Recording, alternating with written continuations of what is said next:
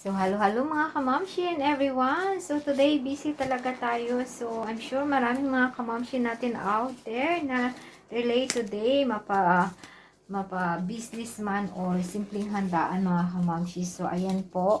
So, mga kamamshi, dahil nag-crave talaga ako ng bonggang-bongga. So, ayan po yung aming fried siomai mga kamamshi. So, sorry na.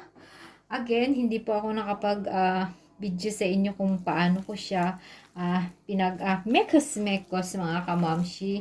So, pork po ito. Tapos, naglagay na lang ako ng shrimp. And yung mga, syempre, yung ating mga pangpasarap mga kamamshi.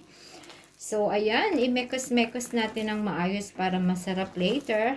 And then, pag na-mix na natin ng mabuti or mamekos-mekos, so, i-allow muna nating i-rest ng mga 1 hour para mag-absorb silang lahat mga kamamshi. So, grabe. Sarap nito bukas mga kamamshi. So, continue lang tayo.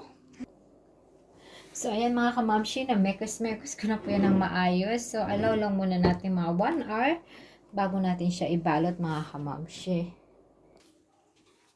So, ayan mga kamamshi. So, naghugas muna tayo. So, 1 tablespoon yung ginamit ko. Wala kasi akong ibang measurement. So, ganito siya. And then, ready na po yung nabili ko na